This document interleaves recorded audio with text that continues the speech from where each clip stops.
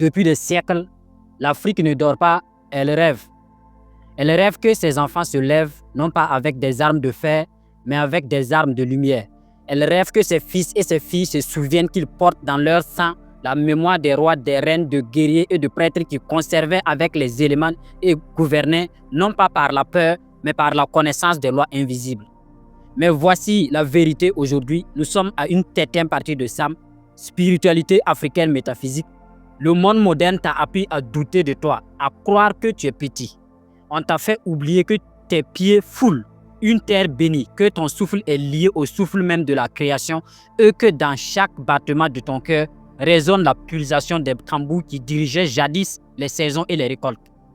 Salut chers leaders de SCBI 888, salut mes très chers frères, collègues, devanciers et partenaires d'entrepreneuriat.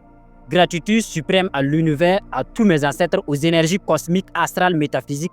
Si c'est votre première fois d'être ici présent sur notre canal SCBI 888, franchement, je réponds au nom de François S.S. Colosa d'Assis et je mène une carrière professionnelle dans l'entrepreneuriat, le marketing et également d'un titre de leader formateur en développement personnel, la métaphysique et bien d'autres. Je fais aussi de la création de contenu. Aujourd'hui, à travers cette septième partie, je dirais cette septième porte qui sera ouverte de Sam, nous brisons le silence, nous allons lever un voile que même les vents n'ont pas réussi à emporter. La révélation jamais enseignée d'ailleurs, c'est qu'il existe une loi spirituelle africaine que peu connaissent. Celui qui connaît l'équilibre des trois couronnes possède le pouvoir sur sa vie et son destin. Ces trois couronnes sont, et je vais vous les citer, j'aimerais vraiment que vous prêtez attention à partir de ce moment parce que l'enseignement que vous allez recevoir aujourd'hui, elle ne serait pas seulement aperçue par les belles mots ni par les belles phrases que vous écoutez, mais c'est le passage et le cours stratégique et conscient de chaque dit qui sera dit ici. Donc, la couronne de la terre, par exemple, c'est l'ancrage, la reconnaissance de tes racines, l'héritage de ton peuple. Celui qui oublie d'où il vient se coupe de la source même de sa force. Je pense que vous avez tous vu au Burkina Faso, notre cher, le capitaine Ibrahim Traoré, le président de notre pays, qui a évoqué, je dirais même qui a introduit comme première phase l'immersion de tous les bacheliers et il a eu à énumérer cela dans son discours. Je vous invite à aller regarder. Donc, la terre t'a donné ton corps, ta langue, tes traditions, elle est ton socle. Vous devez être initié à quelque chose. Et cette immersion des nouveaux bacheliers, c'est l'initiation à tout ce qui a été dit par le cher président. Donc, la couronne du ciel, la connexion avec des lois universelles, le créateur, les ancêtres, les esprits protecteurs, celui qui y ont toutes ces lois divines, vit comme une feuille dans le vent, ballotté, fragile, sans direction. Donc, la couronne de l'homme, la maîtrise de soi, tes pensées, tes paroles, tes actions. C'est ici que réside un libre arbitre. Sans discipline intérieure, ni la terre ni le ciel ne peuvent t'aider. La vérité oubliée est celle-ci. Je dis bien que la vérité oubliée est celle-ci. Prenez note. Tu es né avec ces trois couronnes, mais on t'a appris à n'en porter aucune. On t'a fait croire que tes traditions étaient des superstitions, que tes dieux étaient des idoles, que ta dignité dépendait du retard d'autrui. Mais l'homme qui réunit les trois couronnes ne dépend plus de personne. Il crée sa réalité. Il attire l'abondance. Il marche avec autorité dans tous les domaines de la vie, dans tous les domaines de sa vie. Et le chemin de l'initié est très important. Savoir n'est rien sans pratiquer. Si tu veux réveiller ton pouvoir ancestral, voici, en quelque sorte, chaque matin, pose ton pied nu sur la terre et remercie-la pour la vie. C'est l'ancrage à la couronne de la terre. Vous pouvez l'appeler comme vous voulez, prière, méditation. Chaque soir, élève tes pensées au Créateur et aux ancêtres. Demande clarté, protection. C'est la couronne du ciel. Chaque jour, discipline ta langue et ton esprit. Parle comme un roi, pense comme un sage, agis comme un bâtisseur. C'est la couronne de l'homme. Fais cela pendant 21 jours et observe comment ton regard change, comment les obstacles deviennent des opportunités et comment les gens commencent à te respecter sans que tu les demandes. L'impact révélateur, c'est quand un seul homme ou une seule femme porte tes trois couronnes, il devient un pilier. Mais quand un peuple entier le porte, il devient inarrêtable. Voici pourquoi cette connaissance a été cachée. Un peuple debout ne se laisse pas dominer. Aujourd'hui, toi qui lis, toi qui m'écoutes, tu n'es pas seulement un élève, tu es un héritier et ton devoir est de reprendre tes trois couronnes, de marcher avec elles et de les transmettre à ceux qui dorment encore. Souviens-toi, celui qui porte ces trois couronnes ne subit plus le monde, il le crée. Il au fond de son cœur, du savoir jamais enseigné avec les vérités spirituelles africaines, cette personne découvre rapidement sa mission de vie et comment ce savoir se vit dans la vie quotidienne pour transformer son destin.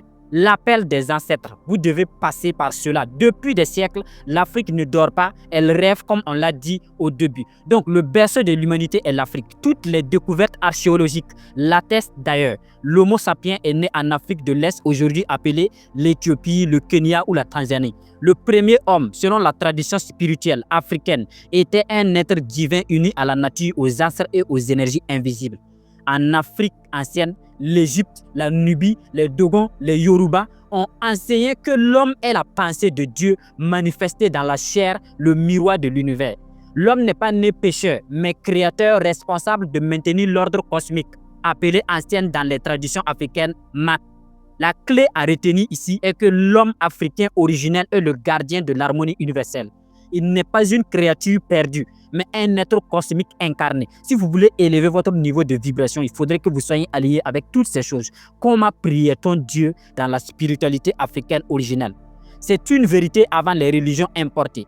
On ne priait pas un Dieu extérieur, mais on communiquait avec les forces divines à l'intérieur et autour de nous.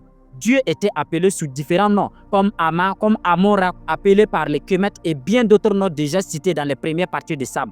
La première était une connexion avec les éléments, l'eau, le feu, le vent, la terre et les ancêtres, car eux sont les ponts entre Dieu et les vivants. Pas de temple fermé, la nature était le temple. On priait dans les bois sacrés, au bord des rivières, sous les étoiles. Et la vraie prière africaine, c'est l'alignement avec les forces naturelles, les lois cosmiques et les ancêtres. Où étions-nous avant la connaissance? Avant la naissance, autant pour moi. L'âme avant le corps. Avant de naître, l'âme existe dans un monde spirituel que certains appellent le monde des origines, la source ou le grand royaume invisible. Elle choisit son destin, sa famille, son lieu de naissance, son sexe, ses combats pour évoluer et guérir certaines mémoires anciennes. Chez les Bantus, on dit on ne naît pas par hasard, mais on descend avec une mission. Avant la naissance, ton âme a accepté une mission. Ce que tu vis aujourd'hui, même les souffrances, est une voie d'élévation. Que devient l'homme après la mort? La continuité de l'être. La mort n'est pas une fin.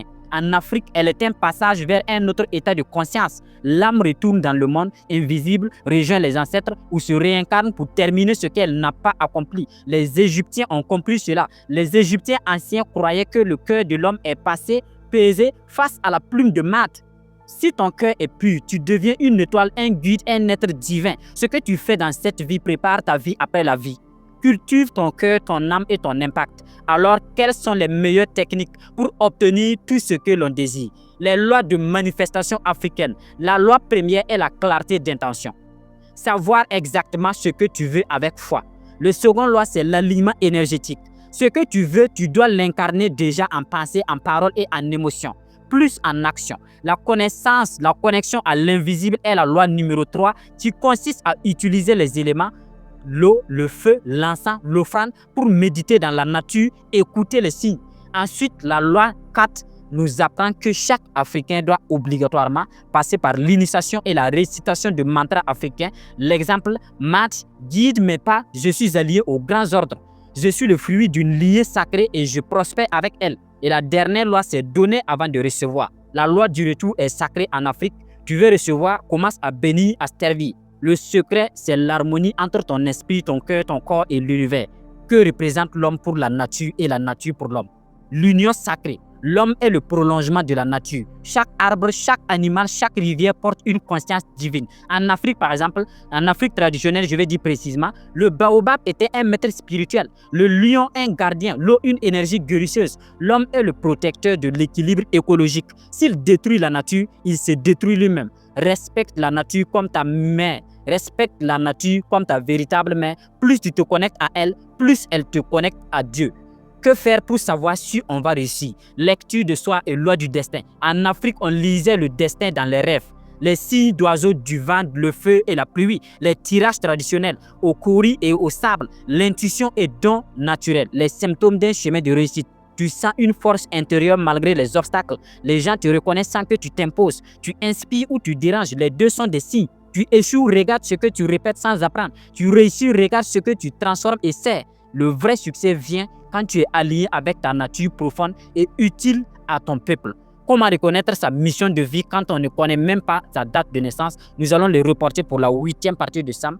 Et je pense que tout le monde doit être présent pour que nous puissions plus approfondir sur ce sujet. Donc, les dons naturels observés de l'enfance, les rêves récurrents par exemple, comme le nom spirituel transmis par les anciens, souvent lié à un élément, une vertu ou une fonction. Les visions, si tu ne connais pas ta date de naissance, observe ce qui te passionne profondément, ce qui te fait pleurer ou te met en feu. Ce que les autres viennent chercher chez toi, ta mission est cachée dans ta voix, ton feu intérieur et les blessures que tu guéris en toi et autour de toi. L'homme africain n'a jamais été un esclave spirituel. Il est un dieu, un apprentissage, un maître qui a oublié son nom, un feu que l'histoire veut éteindre, mais que la mémoire ancestrale rallume toujours aujourd'hui. Alors, si vous avez été présent jusqu'à la fin de ce podcast, je vous invite, bien, si vous avez d'autres questions, vous pouvez bien le faire en inbox. Et pour la 8e partie de Sam, nous allons encore entrer plus en profondeur et comme promis, il y aura plus de 44 parties de Sam et vous devez rester jusqu'à la fin.